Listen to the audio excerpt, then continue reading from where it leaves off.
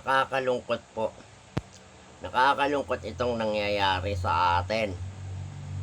Kasi ang Senado ay under attack. Pinalalabas ng NBI, ng Ombudsman at ng mga media, isama mo na itong minority na masama yung 13. Dahil sa nagpalit ng liderato at ang naratibo ay dahil sa impeachment. Pinalalabas ni Soto na kaya nagpalit ng liderato para ipagtanggol si Sara Duterte. Hindi po 'yon ang totoo sa nakikita ko Hindi 'yun ang talagang naratibo nyo. Ang naratibo nyo is mali, no? Kaawa-awa naman yung 13 nanindigan kung pababayaan po natin sila. Sana po mga kababayan, suportahan natin tong 13. Wala na tayong malalapitan dito. Kanila na Ombudsman, kanila ang DOJ, kanila DILG, pulis, sundalo. Wala na tayong lalapitan. Nakita nyo, binaliktad nila ang pangyayari. Pinalalabas nilang masama si Cayetano, si Robin. No. Sa salita pa lang ni Soto, nung dinidepensahan niya yung sarili niya, nung nabuko siya, na inamin ni Matibag na siya ang may pakana. No?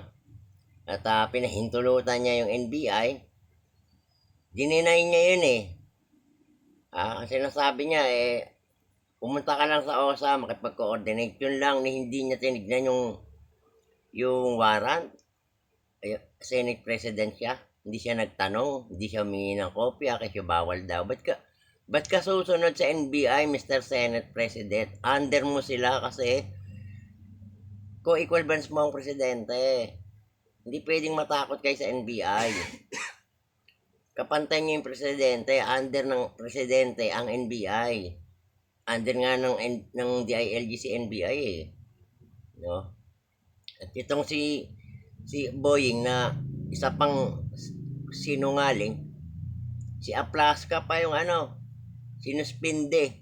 Hindi sana man lang, pati itong si NBI sinuspinde niya. Halatang halata naman, ginagawa niyang tanga yung mga tao Kukuha ang GSIS ng security sa NBI. Alam niyang NBI yung pumapasok doon sa kabilang building.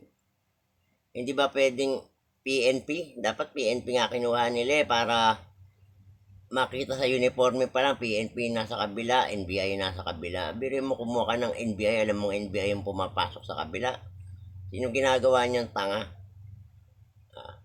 At itong mga media rin, talagang sa mga tanungan nila, pinasasama nila kasi tumakas daw si Bato. Si Bato hindi pa tumatakas, wala pa siyang nilalabag na batas natin. Ang sineser, batas ng dayuhan. Pati yung obstruction of justice na sinasabi ni Soto at nitong si Boying, hindi pa mangyayari yun hanggat wala pang warrant ng local court. Tsaka nyo sabing fugitive, tsaka nyo sabing nag-obstruct.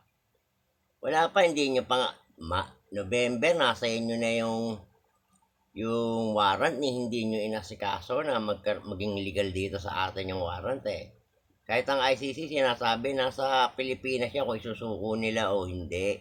Hindi kayo inuobliga ng ICC. Talaga lang gusto nyong bawasan yung majority ngayon.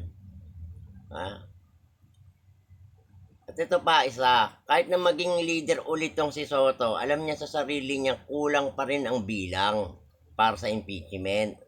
Dinadahilan nyo lang yung impeachment. Ang totoong dahilan, pinagtatakpan nyo yung korupsyon na nangyari. Kasabwat nyo ang presidente. Pati ang Congress. Kaawa-awa ang mamamayan sa ginagawa nyo. Tayo po mga kababayan, magdasal tayo, gisingan Diyos. Tulungan natin itong 13 senador sa majority, panalangin natin sila. Magmatsyag po tayo, huwag po tayo pumayag na mawala ang Senado. Huwag tayong pumayag na bumalik si Soto. Hindi na makikita ang katotohanan pag naupo sila ulit. Yun lamang po, maraming salamat.